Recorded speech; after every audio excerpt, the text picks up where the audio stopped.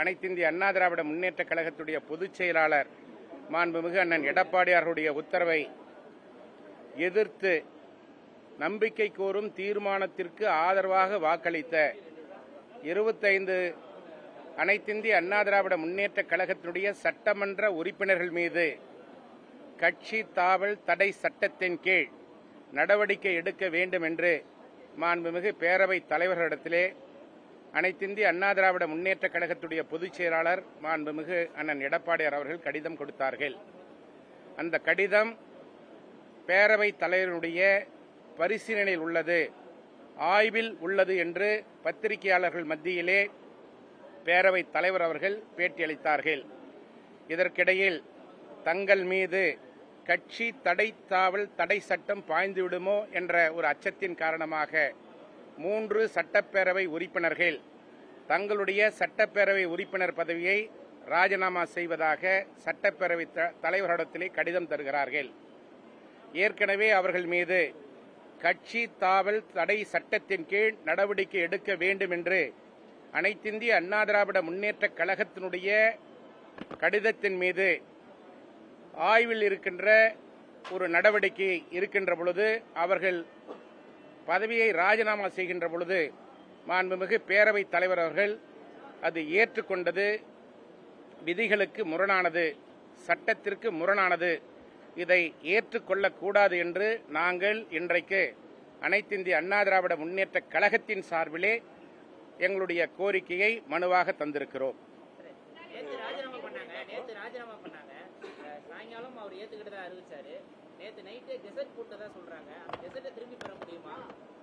மாண்புமிகு முதலமைச்சர் அவர்கள் சட்டமன்றத்திலே பேசுகின்ற பொழுது எங்களுடைய அரசு குதிரை வேகத்திலே செயல்படும் என்று சொன்னார். ஆனால் இந்த அரசு காலையிலே பேரவைத் தலைவரிடத்திலே ராஜினாமா கடிதம் கொடுக்கிறார்கள். ராஜினாமா கடிதம் கொடுத்த 5 நிமிடத்தில் அவர்களுக்கு பிரிண்ட் செய்யப்பட்ட லேமினேஷன் அட்டையுடன் கூடிய அவருடைய அடையாள அட்டை, உறுப்பினர் அடையாள அட்டையை மேல் தளத்தில் இருக்கின்ற மாண்புமிகு அமைச்சர்களுடைய அறையிலேயே அவர்களுக்கு உறுப்பினர் அட்டையை வழங்குகிறார். இது தலைமை செயலகமா அல்லது தாவேகா கட்சியினுடைய தலைமை நிலையமா என்று எங்களுக்கு புரியவில்லை. பொதுமக்கள் கேள்வி எழுப்பிக் கொண்டிருக்கிறார்கள்.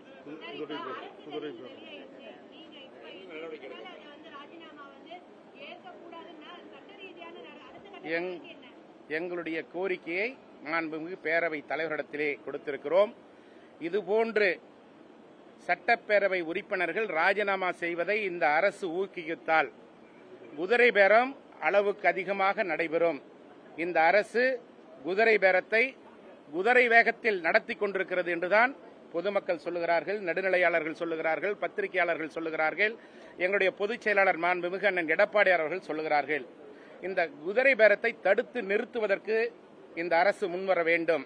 தூய்மையான ஆட்சியை தருவோம் என்று சொன்ன முதலமைச்சர் இன்றைக்கு முறை தவறி பின்வாசல் வழியாக தன்னுடைய ஆட்சியை நிலைநிறுத்திக் கொள்ள வேண்டும் என்பதற்காக இந்த அரசு குதிரை பேரத்தை குதிரை வேகத்தில் நடத்தி கொண்டிருக்கிறது என்பதுதான் எங்களுடைய குற்றச்சாட்டு.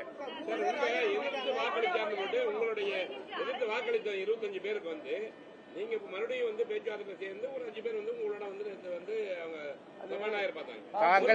உங்ககிட்டயும் பேச்சுவார்த்தை நடத்திட்டு இருக்க சூழல்ல நீங்க மறுபடியுமே அந்த கட்சித்தாவல் அந்த இதை கேக்குறீங்களா? எந்த தாங்கள் சட்டமன்ற உறுப்பினர்கள் 5 பேர் தாங்கள் செய்த தவறை உணர்ந்து பொதுச் செயலாளருடைய நேரடியாக சந்தித்து நாங்கள் செய்த தவறிற்கு வருந்துகிறோம், மன்னிப்பு கோருகிறோம் என்று கடிதம் கொடுத்துவிட்டு மீண்டும் பேரவைத் தலைவரிடத்திலே ஒரு கடிதம் தந்திருக்கிறார்கள். அவர்கள் செய்த தவறை அவர்கள் உணர்ந்துவிட்ட காரணத்தினால் மீண்டும் அனைத்திந்திய அண்ணா திராவிட முன்னேற்ற கழகத்தில் கழகத்தினுடைய பொதுச் செயலாளர் அண்ணன் எடப்பாடியார் தலைமையை ஏற்று நாங்கள் உறுதியோடு விசுவாசத்தோடு இயக்கத்திற்கும் இயக்கத்தினுடைய தலைமைக்கும் நடந்து கொள்வோம் என்று உறுதி தந்திருக்கிறார்கள்.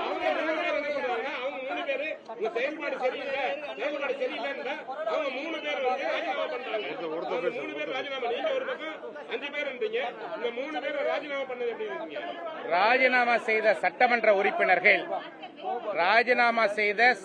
உறுப்பினர்கள்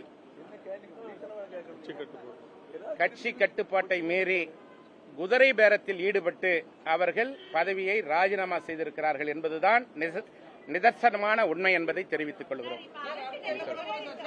சார் சார் சார் இப்ப நாங்க கொடுத்த மனுவோட அடிப்படை ஒரு நாள் கேளுங்க சார். கேட்டுட்டு இருக்கீங்க. நான் கொடுத்த மனுவோட அடிப்படை என்ன அப்படின்னா, ஒரு கட்சித்தாவல் தடை சட்டத்தை இன்வோக் பண்ணணும்னு சொல்லி நாங்க ஒரு புகார் கொடுத்து அது நிலுவையில் இருக்கும்போது சபாநாயகர் அவர்கள் மீது அந்த 3 பேர் மீது உள்ள கொடுத்த ராஜினாமா கடிதத்தை ஏற்கலாமா கூடாதா, அதுதான் சட்ட பிரச்சனை. ஏற்க முடியாது.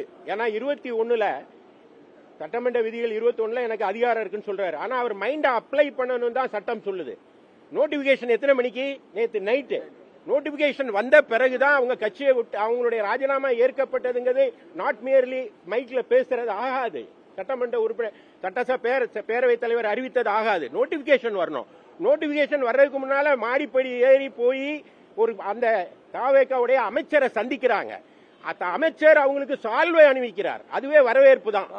கார்டு கொடுக்கறாங்க. அது வந்து எல்லா வலைதளங்களையும் வந்துச்சு. அதுக்கப்புறம் இதை எதிர்ப்பு தெரிஞ்ச உடனே தான் ஃபார்மலா இணைத்தவர்கள் அப்புறம் இணைப்புன்னு ஒரு நாடகத்தை 8 மணிக்கு மேல நடத்துறாங்க. ஆனா அப்பவும் நோட்டிபிகேஷன் வரல.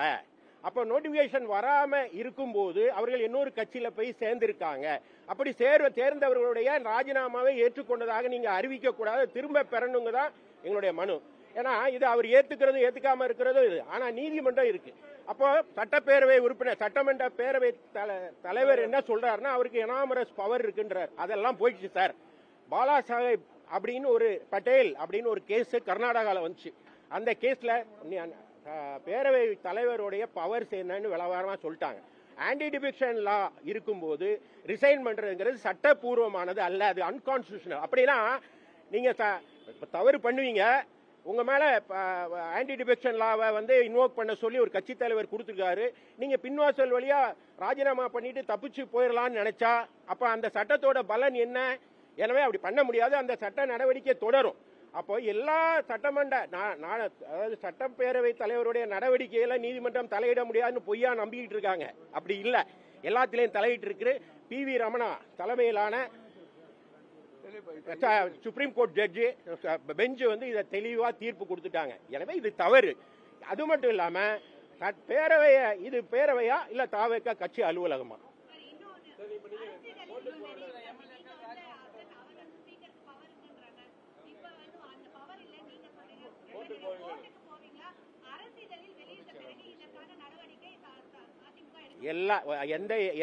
எந்த ஜிஓ போட்டாலும் அதை திரும்ப பெற அதிகாரம் பேரவை தலைவருக்கு இருக்கு. ரிவோக் பண்ணிக்கலாம். ரிவோக் பண்ணலன்னா இது கொஸ்டினபிள். நாங்க அதை நீதிமன்றத்தில் இல்ல அவர் என்ன அது முடிவை சொல்லல. சொன்ன பிறகு அது குறித்து எங்க பொதுச் செயலாளர் கலந்து பேசி முடிவெடுப்போம்.